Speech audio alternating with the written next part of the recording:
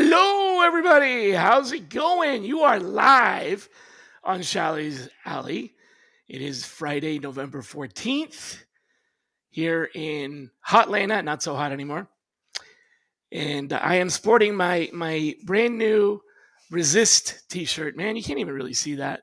No, it's dark. It's pretty dark. Yeah. It's kind of a, you know, grassroots, what do you call it? Grassroots protest thing about the taking back of national lands. So it's kind of like protect national parks, and Nice. it's Smokey the Bear. So it's like all about saving our natural resources for the future generation, because they're apparently undoing some of that. Like they're giving some lands back and stuff like that. So it's this whole like counter revolution. So my entire political campaign is by buying a T-shirt. Hey, you're contributing. Yeah, which I wear live on television, right? As if. Well, folks, welcome to Shally's Alley. I don't even know what number episode this is, and lots of things are changing. I'm going to be doing some changes here on Shally's Alley in the coming weeks to hopefully try to get a boost on some audience and maybe be able to spend a little bit of money, because this is completely free, volunteer, out of pocket for me, and it does cost a few $1,000s. Which I don't mind doing it. I like it, and it's good. It's good, but time to start kind of ramping it up. So hopefully you'll stick around. In the meantime, we have special guest Joe Shanbaum with us today. For those of you who don't know Joe, well, let's see. Just recruiting leadership, Ford Motor Company, Visteon. Now he's working at TalentLine Services. What is TalentLine? Well, we're a full service staffing company now. Okay, TalentLine is okay. Got it. But yeah, so lots of different roles in the industry, scaled and led recruiting functions that have hired thousands of people a year, and really focused on data, process, and people is kind of the story. If I'm getting that right. Absolutely. Yep. A lot of folks can relate with starting in the trenches as a tech recruiter, Yep. grinding it out in the agencies, climbing through corporate TA, and then leading a global team, and then still kind of going into the fight. And then you have the Talent Revolution, Tales from the Trenches. It's a podcast. Correct. For Yep. HR and TA pros. Tell me a little bit about that. Yeah, so we started the podcast about 5 months ago. So my co-host Jill Caniglio-Kirk is an HR executive, and I take the TA side, and it's really bridging the gap. TA versus HR. Well, it shouldn't be, right? That's the whole point, is to bring us together in harmony and share the perspectives and bring it together. And that's what we wanted to do, is make people think a little bit more. Hopefully TA gets involved more, and HR understands what TA does a little bit, and really bring that across a variety of different topics. So sometimes it's just Jill and I chatting. Sometimes we bring on some guests, but it's been super fun launching that podcast and going forward. Awesome. And what's it like? I mean, I have no idea what it's like to run a podcast. So what it's like. It's been a lot of great learning, to be honest, right? So putting it together, creating the right brand, the messaging, the communication. We do minor editing and great broad. It's building it, right? It's honestly, for anyone that wants to do it, just go do it, right? We planned for several months, and you got to jump over the edge. You just have to do it. Yeah. You really could just sit there and plan forever and never do it. The weirdest thing is like it's like camera. It's fear of the camera. Yes. Right. Is the weirdest thing. And then once you get over that, and every time I start, I'm always like, oh my God, I'm going to be like, but you know what? The reality is, from the feedback that I get after 350 episodes, people who you want to care don't care about how you look or your background or what. They're there to, spend some time with you, listen, learn, enjoy. If it's a guest, for example, a lot of folks come because they like to see the dialogue, the banter. I used to be all like, oh, I mean, I'm gonna put my suit on and, whatever. But it just doesn't really, just go for it. You jump in. It's real. I get a lot of feedback that they like the fact that it's raw and Right. sort of just not processed, not canned, right? Absolutely. We don't script anything. We put an Yeah. outline, of course, so we have a parameters, but and we don't overly broadcast it like or edit it. So it's just raw, it's conversation. Here's what happened. Yeah. Most people honestly probably listen so they don't know what we look like, you know, besides some You know what? Yeah, pictures. that's probably true. Yeah. So, which is fine. And you know, you get better and you get more comfortable at it. I mean, this is my first live episode, everyone, and you know, Hey, feel how's pretty it good. feel? So, There you go. Yeah, I got pretty good at doing the live stuff after 300 episodes. You figure I can kind of see the bumps, right? But let's jump in. I did have a couple of questions for you, sure. and we'll see where it goes after that. Being in all the different sort of machines that you've been built, um, let's bust a myth, if you will. What's the biggest operational myth that you keep seeing leaders fall for over and over? And not just the myth, but what's the truth that they don't want to hear? Which leaders are you talking about? Hiring leaders, TA leaders, HR leaders? Right. Well, it would be in this case, I'm asking about the business leaders that are ultimately the customer of any recruiting. So whether you work agency, RPO, or in-house, at the end of the day, it's the business leadership that is Okay. hiring and paying for your services. And a lot of times, in my opinion, and I'll start if you want. I think the biggest myth operationally with about hiring is that it's easy and anyone can do it. I was just going to say they think it's all easy, right? Yep. And simple. And every hiring manager, oh, I can go on to LinkedIn and find somebody and recruit them myself. And they don't understand the experience you have to provide, the communication, the Mhm. back and forth, the scheduling, the qualifying. And it honestly, it takes tenacity, it takes experience and a lot of knowledge because you have to have all these parameters because you never know where candidates are going to ask you questions.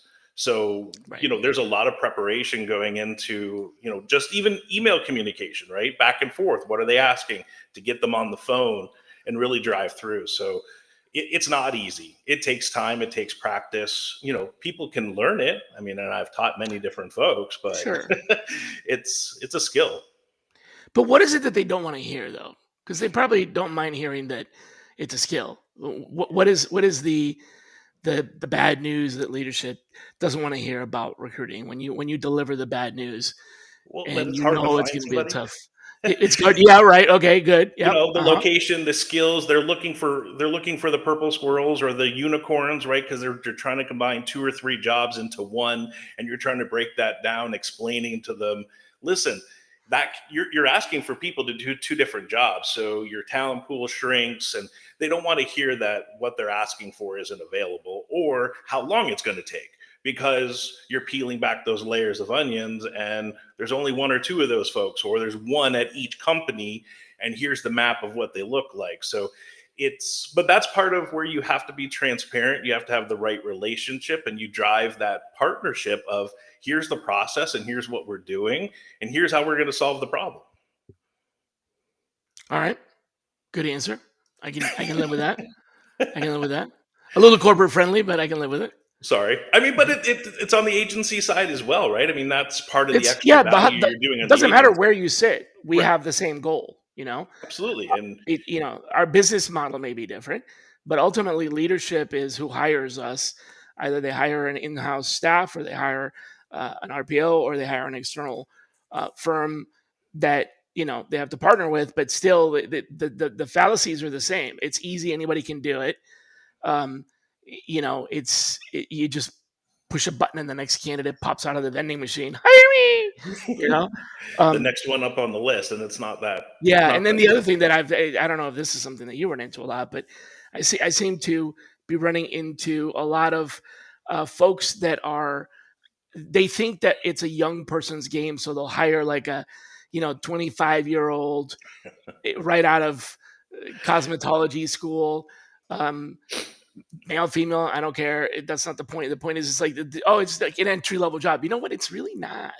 No, especially It sourcing. can't. You can do this entry level, but it's not. You're not going to be. a professional recruiter.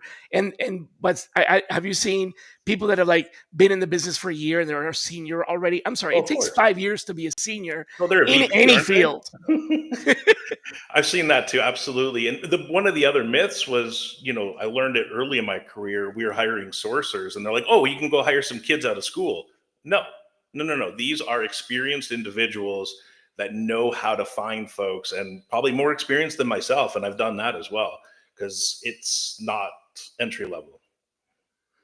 This is funny. Often my director's trying to get one person to fill two roles. Yeah, that is spot on. That I've They countless want times one they've done candidate to do the two jobs. Somebody quits, and that person used to do two jobs because they got one job and then they learned the other one because somebody quit. So now you want to hire someone that's going to come into this to learn how to do jobs. Before you know it, they'll be doing three jobs. Yeah, that is true. That is all so the true. time. That's the Yeah, purple squirrel unicorns, and I'm like, guys, that's what happens here. That's not what's happening in the real world. right. So You know that person that left? They left because they were overworked because they were doing three jobs. let's look internally. What do we really want to do? Let's break down that job a little bit more. So, and that's the consulting, right? And you're a consultant if you're internal or you're external, right? Right. Sharing those perspectives, giving that value That's back, and value add. That's partnership. that's right. Yep. How do That's we right. add value? And that's what they're also looking for. So, it's not a myth, but it's the value that you're providing in recruitment, or Yep. TA, however you want to call it. So, Yeah, yeah, and it's not always it's something I like to say is not about the hire, it's about the outcome. The outcome is not a hire is an activity. You hired someone. Great, you did your job, right? Don't expect the CEO and the CFO to pat you on the back for having done your job. That's what you got hired. It's like, yeah, I mean, okay, sure. Maybe if you're in the agency side, you just made a little bit of money, because you got paid. But that's how you're motivated. That's how you get paid. But again, you're still doing your job, so don't expect a pat in the back for that. It's when the outcome is met that you get your pat in the back because we've achieved our goal, which isn't just a hire. A hire can be done a lot of different ways. It can be done well. It can be done poorly. So you could have made a hire and it was a bad hire. I'm just saying. I'm not saying that it's a bad hire. It could be, right? So, well, it's great you fill a box, but is the it, box value added? The right, box the right person that's right, going to drive the business forward, solve the current project. So it's exactly, not about how you're filling the box. exactly. And you could have done a great job doing that, or you could have just rubber stamped it, right? You could have dialed it Right. in or whatever they call that. So having another question I wanted to ask you is having sat in the trenches and agency in corporate and now moving into I'm sorry, I don't mean to be offensive, but it's sales. I mean, business development. I You're still do full doing desk, right? So I still sales and recruit. partnership and stuff like that. Okay, got it. Got it. Okay. But so having kind of been on all, recruiter, corporate recruiter, agency recruiter, and now sales, what do you see across all three worlds that's consistent? I mean, honestly, it's relationships, right? I mean, Okay. it's the Yeah. Right. relationship with the hiring leaders internally and externally, HR, candidates. And the other thing that's consistent is the experience, right? You're providing an experience. So as a salesperson, the experience you're providing to the hiring leader, filling the HR role, to the candidate, and then internally the same way. So, it's really relationships and experience that you're providing that cuts across everything in corporate and in third party. Hmm. Okay. Um, if you were to like spot, I know this is kind of tricky, but maybe Hey, if we throw it can't at me. answer, we can't. Yeah, right. You never know, right? If you were to spot, like, what does a grown-up recruiting function actually look like? Having now sat on the side where you have to sell the service and the client has to be happy, where you have to do the recruiting and the candidate has to be happy, and where you have to do the recruiting and the hiring manager has to be happy. And so there's like it's an awful thing as I'm saying this, I'm thinking about this, I'm like, you know, there's not a lot of industries or jobs in the world where like your product is a three-sided love triangle. I mean, it's Yes, usually like buyer seller, asker doer. I mean, but so we have like, this, you're trying to make everybody happy, and it's really, really hard. and then And and then there's you. So there's really four, right? You got your client, which could be the hiring manager or literally a client as an agency. Then you got your candidate. So the candidate could decide to arrive at their destination and start on their first day of work and go, oh hell no, I'm not doing it, and then like back out. So I've like had your that product recently, can actually actually. lead. So When do you sell a refrigerator and the refrigerator gets into the house and goes, oh, that's it, I'm leaving, I'm out of here, waddles out, So what would a grown-up function look like if like all three of those were aligned? I know, just kind of. I mean, talking through that, I mean, I don't. It's. I mean, about the person, it's a really well organized, communicated person. That's really you're learning a lot about every little person and what makes everybody tick and move. And so the grown up Mm. function is somebody that's very astute, that's very detailed, that's very organized, that's able to multitask like all recruiters do, that's able to play off of different personalities and know when to push and pull, know when to hold them and fold them, but It's also starting to sound like a country song already. well, analogies are part of Joe's life, and Got people it. laugh when they say that, but or hear it. But it's honestly it's going through a lot of experiences. I mean, the grown up function is having some of those tools in the toolbox, and no cliche, but really it is on where to pull those levers and where to move things to make everybody happy. And your own happy of, did I fill that role right and appropriately and find them the right talent, and vice versa across. So it's unfortunately just it's experience, it's time, it's relationships, and it's having a little bit of luck, of course, and being a little savvy, right, in that maneuvering through it all. Do you really think luck has a lot to do with it?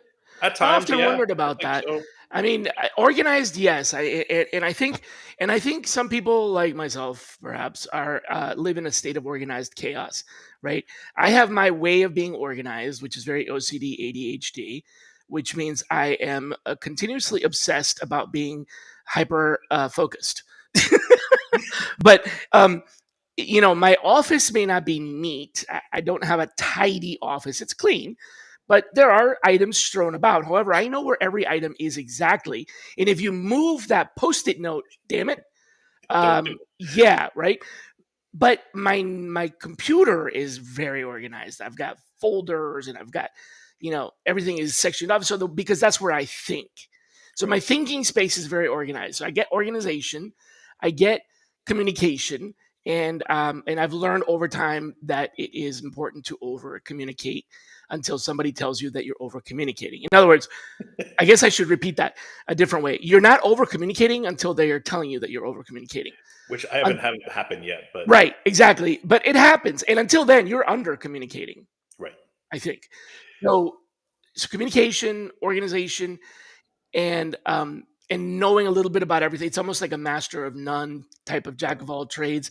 Those are true. I find that in recruiting, we have as a recruiter, we have access to more of the world of business than any other profession, Hmm. right? I mean, even in HR, they don't see some of the some of the grinding and ongoings of different parts of business. They only see a component of that. But in recruiting, we got to get in there in the trenches in a lot of different ways. So we get almost like a PhD in business. Forget MBA. Um, but you're saying luck. So tell me a little bit more about that. And the reason I'm asking is because sometimes I've wondered if my trajectory has been lucky. I've planned it. Don't get me wrong. I've planned it, but I've failed too. Tell me about the luck. So luck comes into play of, did you get a hold of the person, right? Were you lucky to Gotcha. were Okay.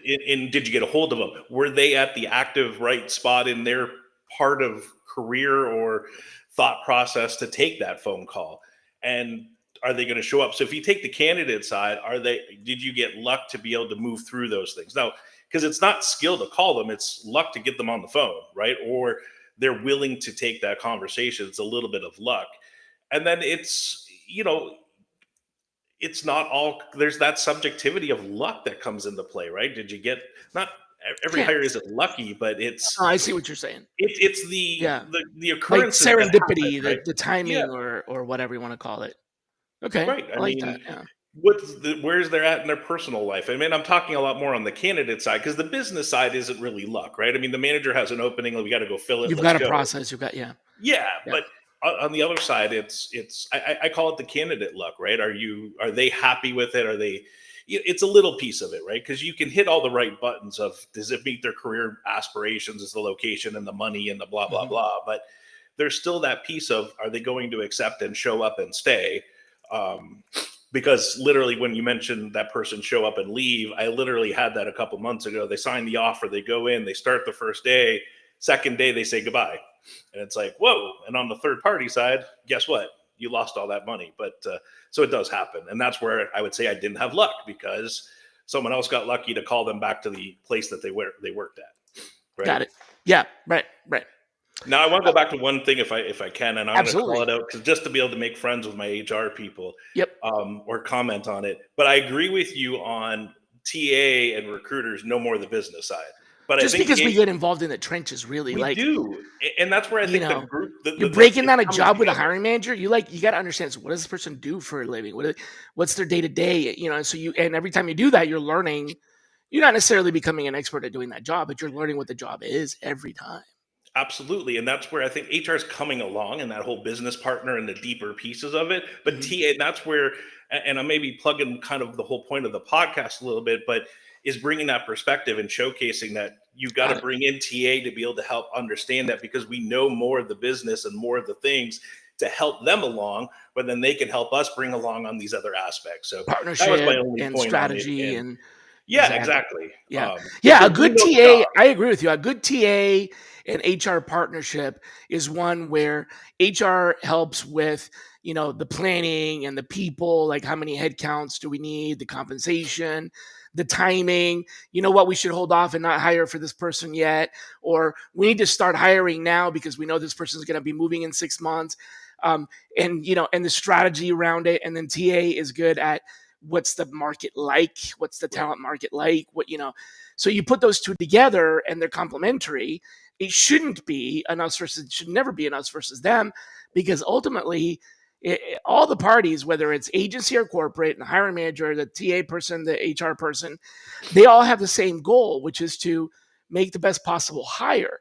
And HR can assist with a lot of that in preparation to and even during, right? Right. Like in some organizations, I think it's sometimes a good idea to have HR sit in on interviews, especially with younger, and I don't mean youth in age, I mean less experienced hiring managers that maybe haven't done a lot of interviewing.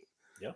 It's good to have that coach in there, and also with the debriefing meetings and the scorecarding and stuff like that. So 100% agree. Yeah. It's a Glad you two brought that up. partnership, and that's what I'm trying to say is and that value. But I would say HR is coming along in a lot of organizations that are getting because they're being pushed into those because the and I know we're not talking HR all the time, but that operational thing is getting outsourced or moved into a call, a center side of it. So Right. the business partners are really driving through that have to deepen that relationship. But the TA comes from another world of it that really understands it in a different spectrum that can help complement those things. So I'm with you on it. And I guess I'm trying to, keep my HR friends. So No, I think you're right. Absolutely.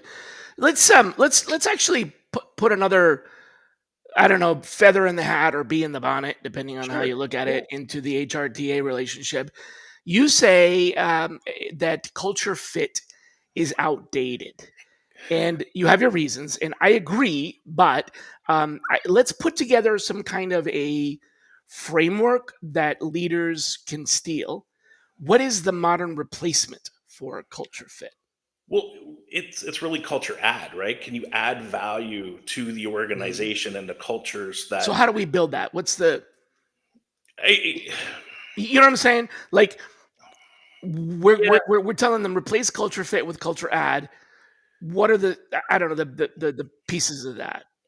yeah, you're building it off. It depends on the role in the job, I would say, right? Because you're going to build that into, the perspectives that you want to grow that team with, right? Because there's an overall Mhm. company culture, but then there's a team culture, Right. right? That's actually a pretty big distinction. Yeah. Absolutely. And Yeah. and the other part is getting the culture into the interview process, the job descriptions, and then into that whole perspective. So therefore there's not bias on, what is that manager thinking? It's, are you evaluating them on what do they bring to the table, and what are those, perspective, the new candidate perspectives that increases those core values. Does that all make sense? It does. So that's what you're trying to do. And So it's the framework would be like, okay, let's not try to find a square peg for a square hole. Let's instead look at it as we're putting together a puzzle, and what shape is missing. right. Okay. Absolutely, because the team is different from what it was before. So the hole Right, that you right. And plugged we don't last need time, just a bunch of squares or a bunch of triangles or a bunch right? of Because it's all evolved. hexagons. We need a bunch of different shapes to make the bigger. Yes, got it. Okay. So that's sort of the framework, is how do we, first of all, what's missing? Let's identify that. And then let's figure out how to hire for what's missing, and look at culture as a way that we can maybe use hire to grow, enhance, evolve the culture. Is that Yes, more along that's the, what I'm okay. saying. And it takes some extra work ahead of time, right? I That bet. planning and that partnership with HR, again, not to again keep plugging that, but it's that, because whether you're third party or internally, you've got to then go, what are you really missing and what do you really need? Again, it goes back to understanding and qualifying the requisition and the perspective of who you're trying to hire, and put those things in there. So it's not just go find me somebody with these keywords. It's give me somebody that's going to add value, add insights, they all can do the job, right? If they have the right, you know, prior piece, but are they going to fit in and add culture to add to the organization? So it's the preparation, it's the interview plan, it's the targeted messaging behind it. It's all of those aspects together. So I don't know if I've given people a framework for it, but a I perspective. think some of those other things we already have, so you're putting it together. But there's something that you touched on, and man, I wanted to jump on that. It was the at the beginning of the beginning stage, when you're taking the requisition. Run that by me again. Which part? The perspective, the people, At the what? beginning part, when you start talking about the requisition with the hiring manager, there's something that you said that I don't want to put words in your mouth, but it's Go ahead, around because I'm not validating, following or it. like confirming, verifying the rec. What was that called? What was that called? I call it a strategy session, but your Yeah, intake yeah. Tell me more about that. So that's something that I always have a problem with. A lot of organizations either skip it, they don't do it, or they think they do it, and they think they have a standard, and they think the recruiters are doing it in a consistent way, but very frequently they're not doing it at all, or they're doing it inconsistently. It's highly unusual to see an organization actually take seriously that strategy call, kickoff call, whatever you want to do, that actually, in my opinion, validates the rec. And that's what I wanted to jump on is, we tend to sometimes, especially in agency, make the mistake of taking an invalid rec. right. Tell me about that. Well, so I've tried to push it into a strategy session, because you understand, if you have to dive into what do they need, what do they want, what are they looking for, what's missing. So if you don't set out that, it's like a foundation of house, right? If you don't get that Mhm. foundation to understand what you're looking for, you're going to fail. And I can give you a prime example. And I was meeting with somebody yesterday, literally, where the requisition said a title, which is totally misperception in the engineering world, and the manager really wanted something else. Yep. But it's the way so if you Yep. just took it carte blanche, you're and the manager was getting the wrong people. You're just But starting off in the, yeah, right. yeah, so it's that foundation where you have to set the strategy, and the strategy of, is this the right companies you're targeting, the experience, then it gets into the personality, and what's that void, how are they going to add value, what are those And the 30, culture 60, fit 90 days in the being the culture. the new culture fit mechanism of, like, what are you missing? Do you have, if you have a team of um uh you know this kind of culture, and you need a little bit more let's look for that. Let's hire for somebody that's going to balance us out, Balance like it, in a or good even partnership. shift it into another Or direction right, that you or want to evolve it. go, Right. right? So I like that. that's where it's not,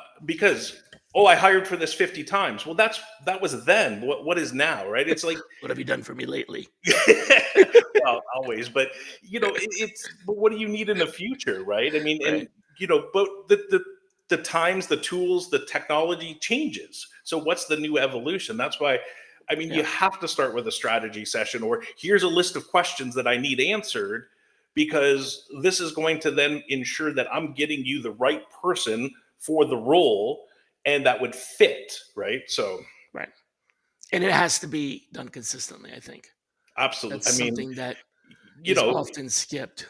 absolutely. I mean, and now I know, especially internally, there's systems where you can then put it all in place and move it through, right? And you got to have the documentation, but it shouldn't just be a check the box exercise, But that's right? the problem is it either is or it's not documented or it's skipped over Right. a lot. And Yeah. but so, and that's, I want to say a little bit of CYA for the TA person is, if you've documented it, it's like, no, no, no, this is what you That's what you started with, this said. is what Yeah, you exactly. wanted, right?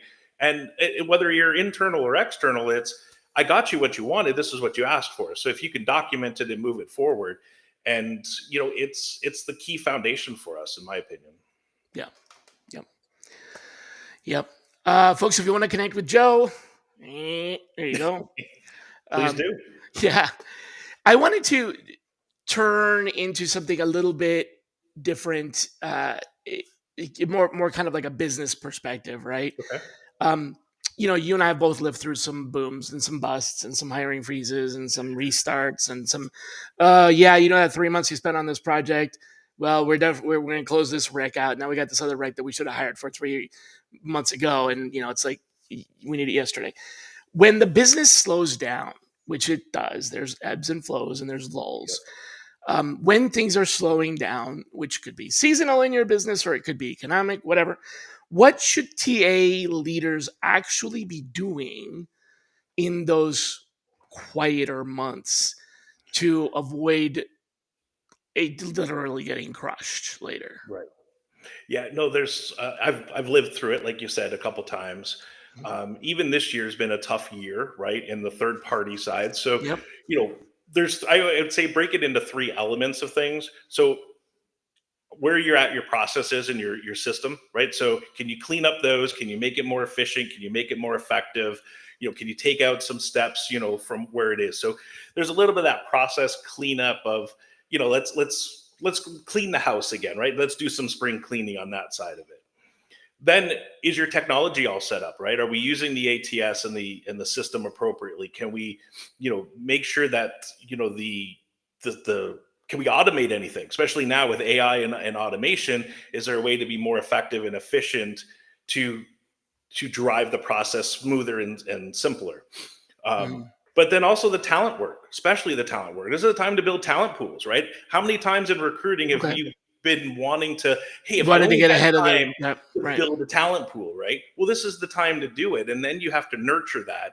So if you have a CRM or different capabilities to be able to build that plan, but build the talent pools. And that's what we've done here on the third party side of, we've got specific clients that That have are going to be hiring. reoccurring needs, or Right. these are the typical roles that we fill. So let's build those talent pools.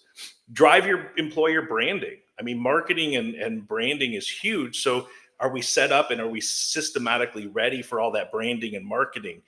Engage in silver medalists, for example, right? So it's that connection.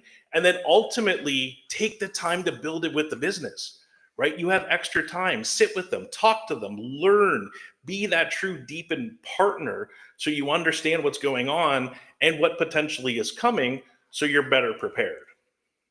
Okay. Wow.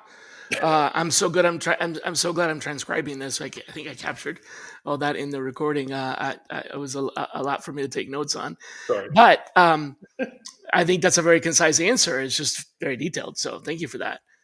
Yeah. Um, what would you say if you're the recruiting general, right? I As love in it. like And thank commander. you for that. I Yeah. might have to play with some AI now. So Yeah. There you go. So as the battlefield commander, the recruiting general, what's your battlefield doctrine? What are the non-negotiables that make or break scaling recruiting in universally, just in any capacity? Yeah, s- yeah, to scale recruiting, obviously, to scale it. Yeah, what are the non-negotiables to scale recruiting? well, so an easy process and repeatable, right? So Okay, yeah, right, yeah, let's make it easy, simple, repeatable, consistent to go through it. So you have to have that to scale and be ready to go. I mean, if you're wherever you're at, I mean, if you have a workforce plan, which would be great, which usually doesn't happen, but exactly. Again, yeah. But that makes 6 it, months out. Yep. yeah, I mean, therefore we can put the right marketing, branding, talent pools together, right, to be able to build that plan. We talked about the process, but also the interview process too, right? So let's define Mhm. that when you're scaling, so therefore we can move efficiently and effective down the path. And then it's the partnership. I mean, I go back to that relationship thing that we started at the start, right? So do you have the right relationship with the hiring leaders and the executives that are going to truly sets time away and aside to do the interviews, to do the feedback and build that plan together? And I've had to do that a few times, and it's like, time out, guys. We need to. There was one where we had to hire 50 software engineers as fast as possible. So let's redefine the process. Let's get the system together. We'll keep the funnel moving and get the scheduled interviews, and let's move it forward. And you have to sit down and have that relationship, and but then provide the data, tell them what's happening, and really move through those situations. So it's partnership, it's relationships, scale processes. Really kind of are the. Simplicity. I think I Yep. like that. Yeah, we get. I like to overcomplicate things. We all do, because it sounds and it looks pretty, right? I mean, Yeah. I do a lot Yeah. of work in the automotive world, and it's like, let's design this, but it's got to be designed to manufacture it too, right? It can be nice and Right. pretty, but if you can't make it, it's useless, right? Yeah. So let's take that simplicity and break it down into what are the what is the simplest form that recruiting can take. So you've got a requisition where you don't even really need a requisition. You have a position that's open, Okay. and you know what you want to hire for based on the skills and based on what's missing in the culture. So now we've got the, you We know, have our intake or strategy. we have our intake or strategy, right? Then we have maybe some advertising, then we have maybe some sourcing, and you determine whether or not you need that based on whether in the past you've already had to advertise for this job a lot and didn't get good results. Then you probably just need to go straight to sourcing, or you in the past have had great success with advertising, so you don't need to do that, right? Mhm. Then you have screening and selection, and then you have interviewing, which is part, I guess, of Part of selection, that. and then you have the offer. Yes. Is that kind of the basic? Those are the basic steps. If you Offer. can stay within there, okay, go ahead. Yeah, I was just say offer also into onboarding. So we offer got to in be the careful, okay, because you don't want to lose them after you made the offer, right? right. So They start, and now what? Okay, right. So okay, and then you got that assimilation or onboarding part. So it depends on the organization how involved you are, but kind of those are the big gates or the big stages. gates, right? Yeah. Okay, so now we have where do the mistakes get made in overcomplication, right? So I'll I'll start with at the intake. The mistake is not overcomplicated; it's the opposite. It's assuming that it's easy, and the mistake that is made at the beginning is skipping or doing the check the box type Right. of kickoff or intake and not understanding what the hiring manager wants. I think that's the biggest, most critical mistake in the entire process, and it's the hardest one to rewind. It's literally it's the found. I mean, you said it. It's the concrete and steel foundation for whatever you're going to build. Right. If you make that, out of the And you got wrong to start all material over. or too Right? small, then the whole right. So I don't know about overcomplicating there. But now the next one would be, so you've got the sourcing slash advertising. I think we overcomplicate, and I'm gonna probably make a lot of enemies with this, but I think we overcomplicate advertising. We tend to, in our industry, and I don't know if this just comes from a reaction to a time when talent was scarce, but we tend to like blast the world with these ads, or we advertise in a way that produces a high amount of traffic, and then we reward ourselves for having a lot of applicants. But what happens is we advertise too much to the wrong audience, and the wrong Yes. candidates apply, and we create a lot of problems for ourselves. But it doesn't just stop there. I can tell you that even if we didn't advertise that much and we had programmatic and targeted advertising where we're only spending where the results are trackable, we still do this other thing, which I think is horrible. We just have so much policy around applicants that it makes it really difficult to remain nimble. And I think that's the right there is the point at which the whole process gets overcomplicated and blown out of proportion. Everything from, God forbid, if you still have to do this manually, applicant flow logs to justification to policies around having to get back to every candidate within a specific time to policies of not getting back to candidates.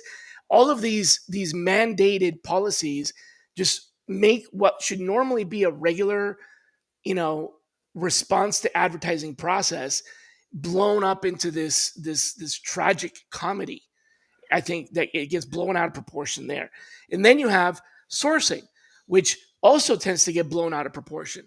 They treat sourcing as once again, let's boil the ocean.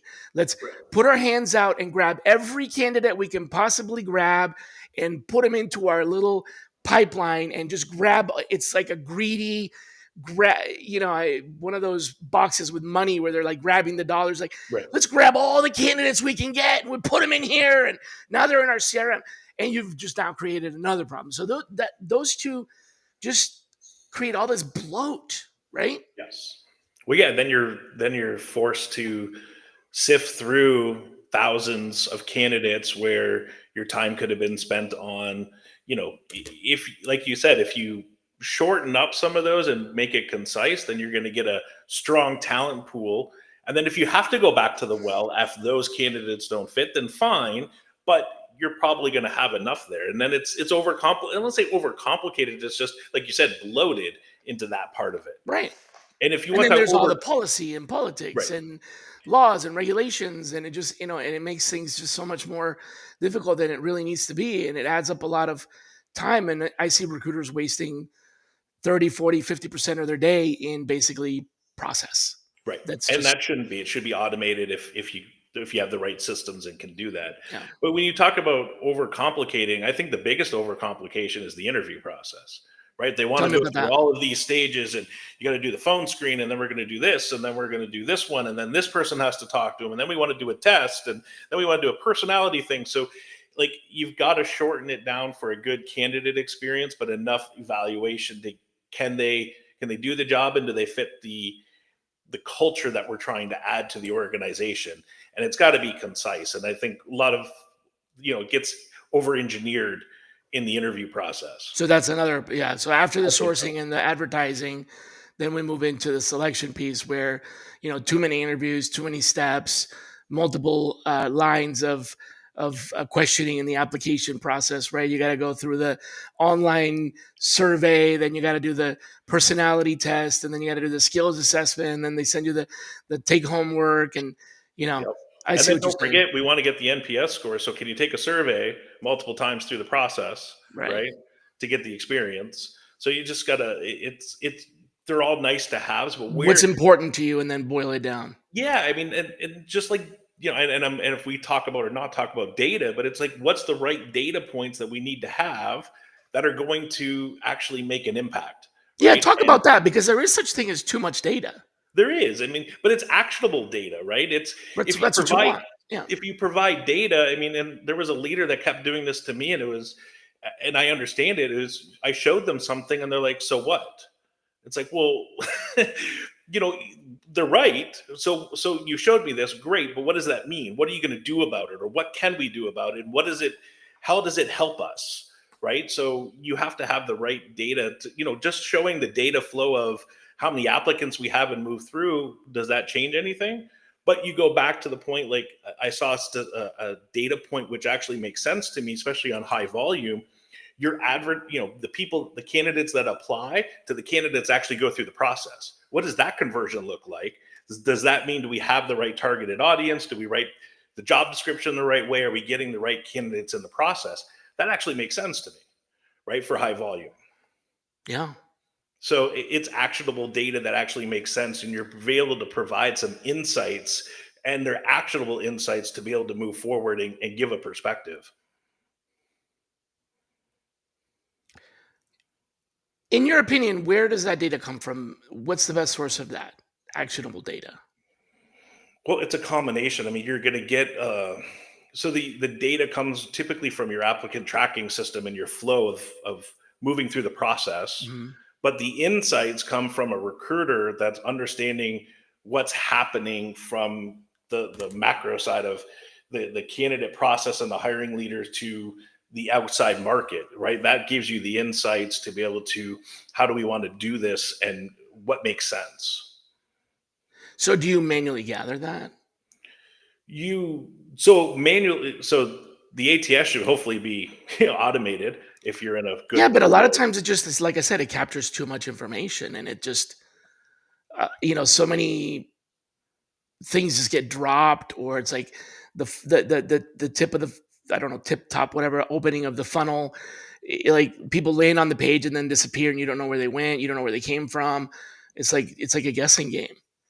Right, but so you get the data from those things, and then the Ah, other okay. part is the insights, right? So if it's you have a whole bunch of candidates that are landing on your landing page and not clicking apply, well, what are you going to do about that, right? So we have to then there's no data set I that don't know you can why are they not clicking apply. That's my right. that's my question. That's what we have to Yeah, go figure we out. don't, we That's don't know. there is Yeah, no that's the insights that you have to then go provide and figure out, you know, who are those people if you can get some demographics behind them if your systems do that to then, you know, what turned them off to do that? Is it the lengthy application or is it the job, the location, the different things you have to then dive into those to get the insights, right? The insights aren't really it's the perception or the perspective of the persons that and the collective team to analyze that. okay, okay.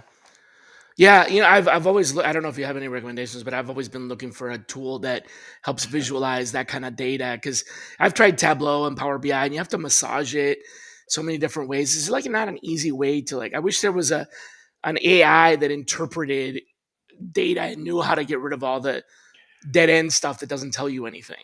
I think it'll eventually evolve, but I don't think Yeah, there's one out there yet, yeah, right? I I mean, mean, all these tools and everything in AI world is just, you know, I've looked at two of them already this week and just demos of it, and it's like, wow, it's where is it going? And I think you're still a while down the road to having all of that to where you want a good full-fledged data tool that's going to give you all that stuff to flush it out like you're saying. right. Yeah, I mean, this whole thing started with like big data, and Right. that was the beginning of it. And so big data is what led to like large language models and everything. So you'd think this technology is really good at that. But anyways, anybody out there, if you know of anything, let me know. I'm looking for something that helps me, and I don't mean like something that I can design. I've already done that many times. It's something where I can drop my data from the ATS. Like here's all the ATS data, and then it'll actually visualize it in a way that makes sense to leadership. It knows what to leave out and what to, there's so much to it. Like there's duplicate applications. There's, so much data that's just it creates a lot of data. It's not any good. Anyway, brief commercial advertising. I wrote a white paper about AI browsers. It's very, very, very important that you read it because there are some huge critical gaps in AI browsers that cause some security risks. This is completely free. It is a way to get people to sign up to my newsletter, but it is free.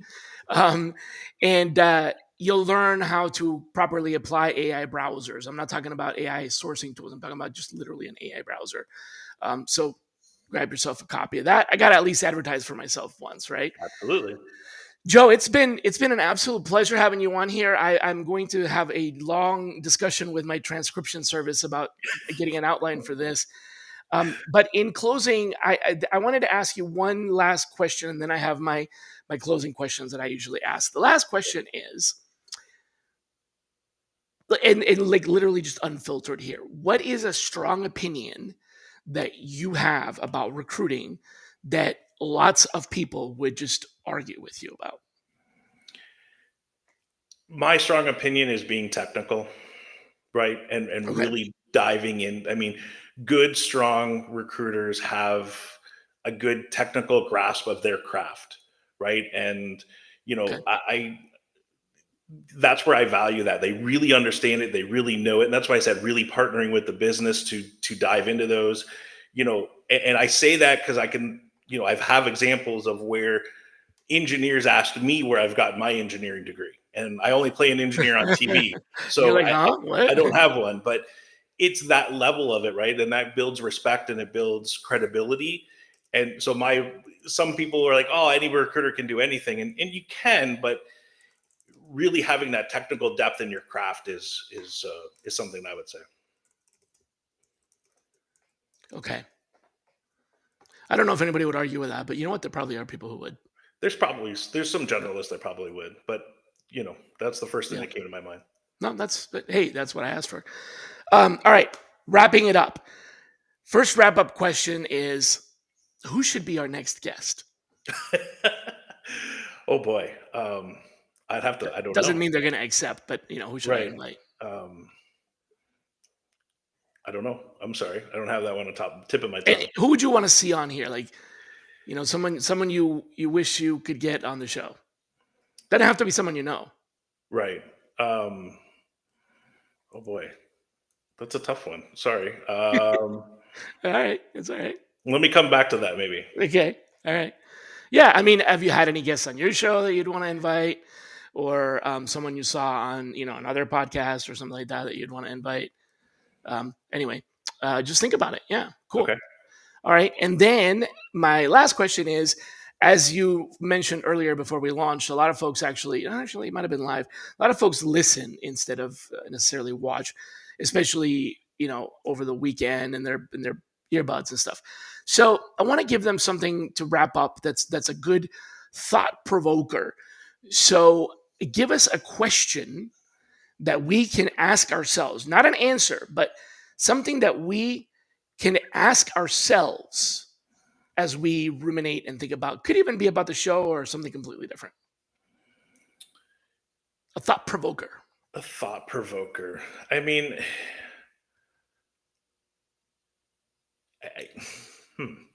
You got some tough ones at the end here, Shally. Geez. Um, this is why it's tough on live. But so I think, man, you're stumping me on this one, Shally. Just think, folks. You're gonna listen to this. They're gonna hang up or close their app or whatever, Right. and you want them to process this idea for themselves to come to some sort of conclusion on their You, own.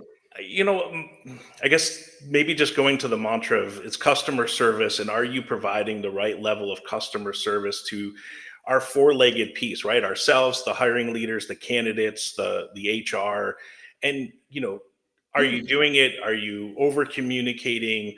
Are you providing just a service and filling a role, or are you actually providing and adding value to the process, to the company, and to the organization? So I guess I would ask, Okay. everyone could be asking that, and it's maybe a softball piece, but No, I don't think so, because I think what you just uncovered there is for folks to really introspectively look at the four-legged stool and realize that we're in the middle of that, and are we being the best team player in that setting? Because it's not just about the candidate, it's not just about the hiring manager, it's not just about the organization, it's also about us and the candidate and the hiring manager and the organization, and that's complicated. So, are you being the best team player? And if not, how can you improve that relationship of a very distinct, parts? And I think it helps wake people up to the fact that we don't just sit in a rec filling machine, you no, know? one thing that I've learned over my career, and an old leader told me this, is every so often, Joe, stand above the forest and look around. What are you doing? What's happening? You know, could you do anything better? Do you need to change anything? And sometimes you do, and sometimes you don't. And then you get back down into the weeds. And we Right. all have to look at that and do it at different times. And maybe that's what people can do while they're listening or cutting their grass or raking their leaves or whatever they're planning to do when they listen to this. But, Got you it. know, absolutely. I love it. Awesome. Well, thanks a lot for being on the show. And I hope you enjoyed it, and I hope you consider coming back. I love it, and I've been a long time follower, Shally, back to the Awesome. job machine of the codes and your books and everything else. So I Thanks. just really appreciate it for having me on, and absolutely, I'd love to come back. It was awesome. It was good to have you. Folks, if you are so inclined to tune in next week, we have David No, Noe, not No or Kno. David No is a famous host of Speakeasy HR and kind of a podcaster onto himself, right? So we got podcaster month coming on. And then after that, it's Black Friday. I am not going to do anything on Black Friday. So we're just going to skip. But hopefully we'll see you back here. Until then, please be kind to yourselves. Take care, everybody. Bye bye.